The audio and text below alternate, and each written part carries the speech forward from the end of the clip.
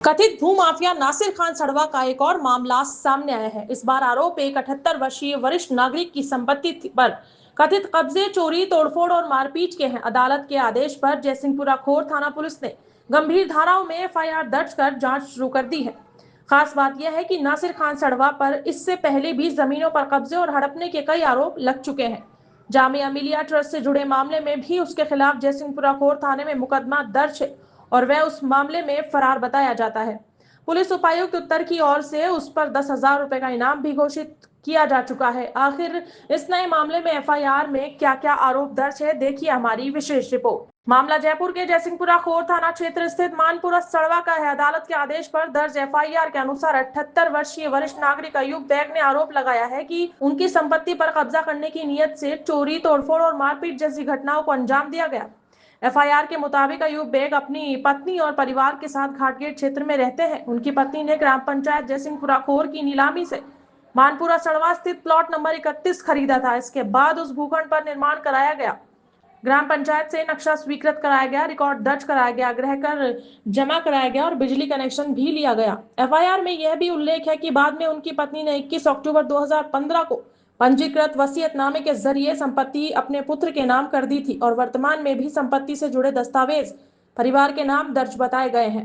FIR के अनुसार आरोपी नासिर खान ने पहले भी इसी संपत्ति को लेकर दीवानी वाद दायर किया था, लेकिन वर्ष 2023 में अदालत ने क्षेत्राधिकार के अभाव में वह वाद वापस लौटा दिया था। इसके बावजूद आरोप है कि आरोपी लगातार इस संपत्ति पर कब्जा करने का प्रयास करता रहा। परिवादी के अनुसार जब वे लंबे समय बाद अपनी संपत्ति पर पहुंचे तो दक्षिण दिशा की दीवार टूटी हुई मिली, कमरे का ताला टूटा हुआ था और अंदर रखा सामान गायब था। एफआईआर में आरोप है कि लोहे का गेट, लगभग 15 किलो लोहे का एंगल, सेमी एंगल, लोहे का पलंग, दरवाजों के पल्ले, बाथरूम का गेट, बड़ी अलमारी, फावड़े, रेती, परात, बर्तन, सीढ़ी, ढोंगी, तांबे के बर्तन, राशन सहित अन्य सामान चोरी कर लिया गया है। इतना ही नहीं, ईंटें तोड़ने और निर्माण सामग्री तक उठाकर ले जाने का भी आरोप लगाया गया है। एफआईआर के मुताबिक जब परिवादी ने आरोपी के सामान के बारे में पूछा तो कथित रूप से उन्हें धमकी दी गई कि अभी तो सामान लिया है, प्लॉट नहीं दिया तो अंजाम और भी बुरा होगा। विरोध करने पर गाली गलौज, मारपीट और जान से मारने की धमकी देने का भी आरोप लगाया गया है। परिवादी का कहना है कि उन्होंने पहले जयसिंहपुरा खोर थाने में शिकायत दी, लेकिन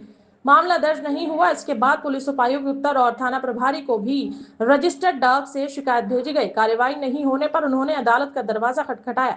अदालत ने भारतीय नागरिक सुरक्षा संहिता की धारा 175(3) के तहत जांच के आदेश दिए। इसके बाद जयसिंहपुरा खोर थाना पुलिस ने भारतीय न्याय संहिता की धारा 331(3), 305(a), 115(2), 126(2), 324 और 308 के तहत एफआईआर दर्ज कर जांच शुरू कर दी है। यह पहला मामला नहीं है जब नासिर खान सड़वा का नाम जमीन विवादों में सामने आया हो। इससे पहले भी उस पर सरकारी और निजी जमीनों पर कथित कब्जे तथा जमीन हड़पने के कई आरोप लग चुके हैं।